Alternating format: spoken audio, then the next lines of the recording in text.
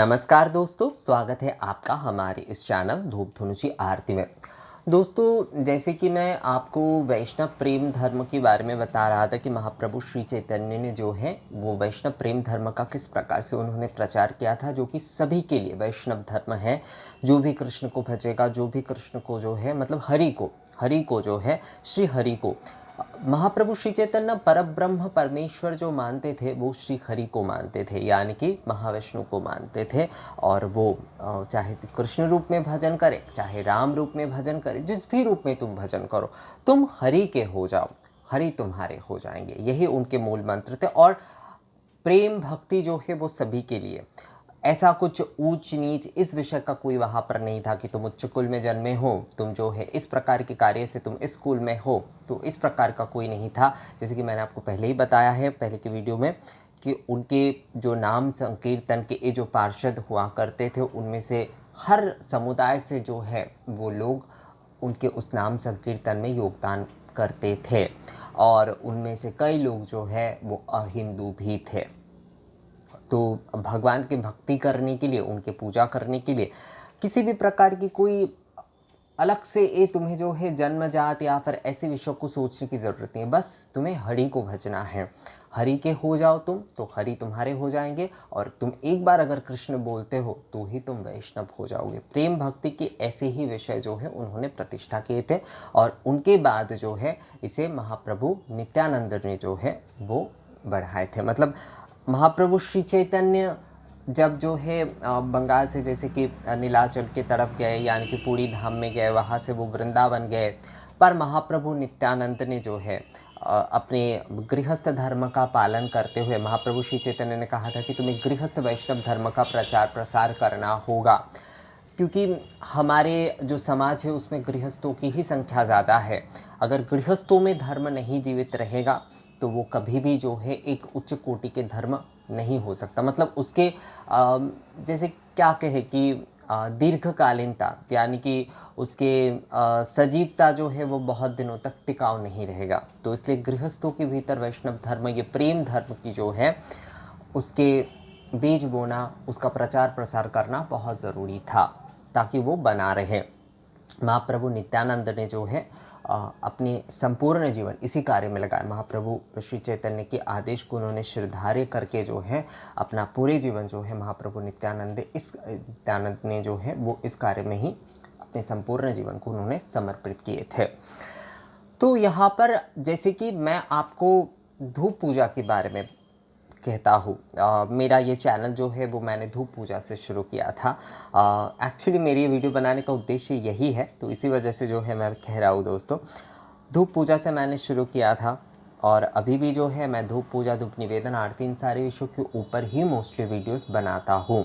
हाँ, उसके साथ साथ आप लोगों के कुछ रिक्वेस्ट आते हैं, आप लोगों के कुछ विषय होते हैं कि इसके ऊपर वीडियो अगर आप बनाते हैं तो मैं उसके ऊपर वीडियो बनाने की पूरी कोशिश करता हूँ। पूरा बना पाता हूँ या नहीं मुझे नहीं पता, पर मैं कोशिश करता हूँ। पर मेरे सब्जेक्ट की अगर आप बात करें तो वहाँ पर जो है मैं धूप पूजा, आरती, इन सारे विषयों के ऊपर, मतलब धूप पूजा, निवेदन, आरती आदि के ऊपर ही जो है मेरा फोकस आज भी है।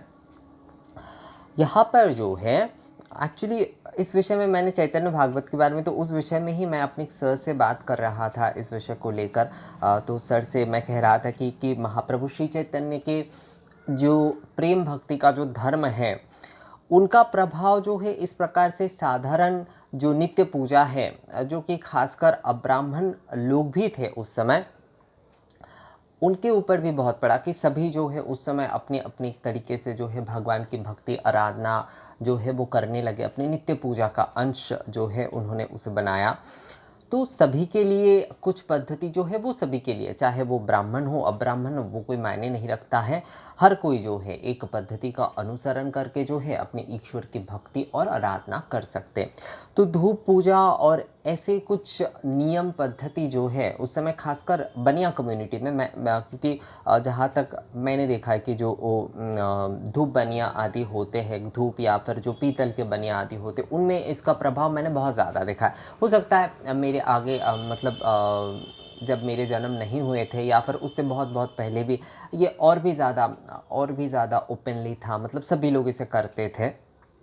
पर मैंने जो है ये बनिया कम्युनिटी में मेनली देखा था, और इसी विषय को लेकर मैं चर्चा कर रहा था कि पूजा पद्धति के एक जो सरल और सहज पद्धति जो कि सभी कर सकता है, यानी कि धूप पूजा जो है वो सभी कर सकता है, चाहे वो ब्राह्मण हो चाहे वो अब्राह्मण हो, हर कोई कर सकता है। उसके साथ उनके अपने नियम, जैसे कि मैंने कहा कि महाप्रभु श्री चैतन्य ने कभी किसी को नहीं कहा कि आपको अपने नियम बदलने चाहिए, या फिर किसी को ये नहीं कहा कि तुम्हें जो है उनके तरह बनना है, यानी कि जो लोग वैश्य है, जो लोग कायस्थ, उन्होंने उनसे ये नहीं कहा कि तुम्हें जो है अपने इस धर्म का ना करके ब्राह्मण धर्म, मतलब ब्राह्मण का जो आचार आचरण है बिल्कुल उसी प्रकार से, मतलब यहाँ पर मैं शब्दों पर, क्योंकि कुल के हिसाब से जो है ब्राह्मण रीति रिवाज उस समय निभाए जाते थे, तो तुम्हें उस प्रकार से बनने होंगे, ऐसा उन्होंने नहीं कहा। या फिर जो है ब्राह्मणों को भी नहीं कहा कि सभी इस प्रकार से जो है समान है, तो तुम भी उस प्रकार के आचरण जो है उसे अपना सकते हो, ऐसा उन्होंने कभी कोई प्रयास नहीं किया। उन्होंने सभी के लिए, चाहे तुम ब्राह्मण हो चाहे तुम वैश्य हो चाहे तुम कायस्थ हो, मतलब किसी एक एक समुदाय को ये नहीं कहा कि तुम्हें उसके अपनाने चाहिए तुम्हें इसके अपनाने चाहिए। उन्होंने एक ऐसी पद्धति का प्रचलन किया जो कि सभी अपना सकते हैं। सभी अगर भक्ति पथ में चलना चाहे, अगर आराधना पथ में चलना चाहे, वो सभी अपना सकते। वो है प्रेम भक्ति। श्री कृष्ण हरे कृष्ण नाम महामंत्र का उन्होंने प्रचलन किया। अब गौर वैष्णव जो ये जो परंपरा है वो जितना आगे बढ़ता गया, महाप्रभु की ये जो उदार भावना जितना आगे बढ़ता गया, जो कि महाप्रभु नित्यानंद ने उन्होंने आगे बढ़ाया, तो ये हर परिवार के अपनी एक ना ऐसे कुछ पद्धति जो हुए जो कि सभी पालन करने लगे, चाहे वो ब्राह्मण परिवार हो चाहे वो अब्राह्मण परिवार, यानी कि वैश्य हो कायस्थ हो या फिर शूद्र परिवार हो, वो अपनी नित्य पूजा जो कि राधा गोविंद की पूजा हो, लक्ष्मी नारायण की पूजा हो, जानकी रघुनाथ की पूजा हो, श्री शालिग्राम जी की सेवा हो। शालिग्राम जी की सेवा ज़्यादातर जो है वो ब्राह्मण परिवारों में ही किए जाते थे। तो वहाँ पर जो है ऐसे धूप पूजा का, धूप निवेदन आदि का चलन हुआ। ये बहुत हुआ दोस्तों एक समय में, क्योंकि ये सभी कर सकते थे। जो वैश्य है वो भी धूप पूजन कर सकते थे, जो कायस्थ है वो भी धूप पूजन कर सकते, और जो शूद्र है वो भी कर सकते। जो यहाँ पर जन्म से अगर देखी जाए, मैं यहाँ पर कर्म की बात नहीं कर रहा हूँ, क्योंकि जन्म से उस समय ये सारे विषय हो गया था समाज में, उस प्रकार के विषय जो है वो मौजूद था, आज भी है। तो उस हिसाब से अगर देखा जाए तो सभी लोग जो है इस पद्धति को, इस नियम को कर सकते, इसमें किसी भी प्रकार की कोई बाधा नहीं थी। तो धूप पूजा के विषय वैसे तो जो है बहुत पहले से चल रहा है। शक्ति पूजा के साथ हो, शैव पूजा के साथ हो, वैष्णव पूजा के साथ हो, दूसरे कई कई प्रकार की पूजा, लौकिक नियम के साथ हो, ये जो धूप पूजा के विधि थे। पर महाप्रभु के प्रभाव के बाद जो खासकर बंगाल और जो पूर्वी भारत के जो वैश्य समुदाय में खासकर जो है वैष्णव धर्म का बहुत प्रचार प्रसार बढ़ा, और वैष्णव धर्म को अपनाने की एक जो है उनमें चाहत जगी, उत्साह जगी। तो उन्होंने वैष्णव धर्म को अपना कर जो है अपने प्रतिदिन की पूजा और नित्य पूजा, उन्होंने चाहे वो राधा कृष्ण की पूजन, राधा गोविंद की सेवा हो, या फिर जानकी रघुनाथ लक्ष्मी नारायण की सेवा हो, उन्होंने खुद किए। ये सरल और सहज पद्धति को अपनाकर धूप पूजन के माध्यम से किए, धूप सेवा के माध्यम से किए, आरती आदि के माध्यम से किए। तो ये जो था, कई कायस्थ परिवार ने भी इसे अपनाया। अभी भी जो है कई परिवारों में ये चलन है। अभी थोड़ा थोड़ा ना उसमें कई सारी चीज़ें जो है थोड़ा बदलाव हो भी गया है। मतलब कहते हैं ना कि हर चीज़ का अगर संरक्षण सही प्रकार से नहीं किया जाए, या फिर उसके धारा को जो है बहुत सही तरीके से उसे अपना कर, उसे समझा कर जो है दूसरे पीढ़ी को नहीं दिया जाए, तो वो धीरे धीरे चलते चलते जो है वो दूसरे चीज़ों के साथ मतलब घुल मिल जाता है, और वो चीज़ थोड़ा संक्षिप्त हो जाता है। तो धूप पूजा इन सारी चीज़ों के विषय भी जो है वो आज वही हो गया है। पर धूप पूजा की यहाँ पर क्योंकि मैं बात कर रहा हूँ, क्योंकि महाप्रभु की ये जो उदार जो प्रेम धर्म था जो कि सभी के लिए, मतलब सभी लोग जो है वो ईश्वर की कृपा के पात्र है, वो ईश्वर को भज सकते हैं, ईश्वर की पूजा कर सकते हैं। तो धूप पूजा और ये आदि भी जो है उस प्रकार से जो है गौर वैष्णव धर्म के प्रचलन के बाद बहुत बढ़ गया, और कई समुदाय ने जो है, खासकर ये अब्राह्मण थे दोस्तों, क्योंकि ब्राह्मणों को कई अधिकार उस समय था, जैसे भोग आदि इन सारी चीज़ों का, पर धूप के माध्यम से जो धूप सेवा आदि का मैं यहाँ पर दोस्तों मत सोचिएगा कि मैं यहाँ पर कोई निंदामूलक तरीके से कह रहा हूँ, पर समझाने के लिए, क्योंकि समाज की परिस्थिति उस समय ऐसी ही थी, तो इसे समझाने के लिए मैं जो है ये ब्राह्मण अब्राह्मण शब्द जो है वो इस्तेमाल कर रहा हूँ। तो मूल रूप से अगर देखा जाए तो अब्राह्मण परिवारों ने ही जो है इस सहज सरल पूजा पद्धति को अपनाए थे, क्योंकि पूजा करने का अधिकार सभी का है। हाँ, हो सकता है कि कोई जो है मतलब किसी समुदाय के विशेष तरीके से उनके कुछ पूजा के पद्धति हो, वो अपने कुछ नियम, पर ऐसा नहीं कि दूसरे संप्रदाय या फिर दूसरे जो लोग हैं वो पूजा करेंगे ही नहीं, अपनी नित्य पूजा सेवा आदि वो करेंगे ही नहीं। तो धूप पूजा आदि जो है वो उसी चीज़ को दर्शाता है कि सहज सरल तरीके से जो है हर कोई जो है वो जन्म से क्या जात या फिर उनकी क्या विषय है वो कोई मायने नहीं रखता। अगर वो हिंदू भी है और वो कृष्ण को भजना चाहते हैं, वो जो है वैष्णव धर्म को अपनाना चाहते, तो वो इस सहज सरल पद्धति से जो है कृष्ण भजते हुए, ये जो धूप सेवा आदि करते हुए, आरती करते हुए जो है वो कृष्ण को भज सकते हैं। तो इसका प्रभाव जो है ये मतलब धूप पूजा के वो जो प्राचीन पद्धति थे जो कि सभी करते थे, पर इस प्रेम धर्म की बात खासकर पूर्वी भारत में और उत्तर भारत में भी कई कई जगह पर पूर्वी भारत में ये बहुत ज़्यादा था।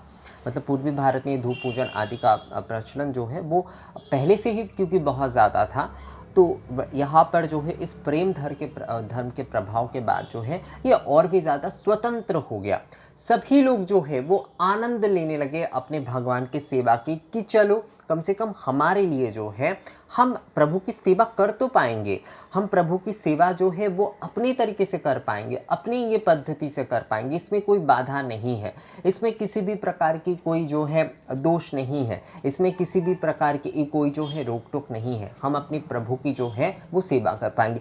हर किसी के लिए मन में यही होता है, आप चाहे बहुत बड़े पंडित जी को बुलाकर पूजा क्यों ना करवा ले दोस्तों, आपके मन में देखिएगा ये इच्छा ही रहेगी कि हम अपनी प्रभु के, हम अपनी माता रानी की सेवा जो है वो अपने हाथों से करें, उन्हें धूप दीप से आरती करें, जो भी संक्षिप्त नियम ही क्यों ना करें हम, पर मन से हम जो है वो संक्षिप्त नियम भी संपूर्णता से करें, तभी जो है हमारे मन को तृप्ति मिलती है। तो जो हम खुद करते हैं ना उसकी तृप्ति एक अलग होती है।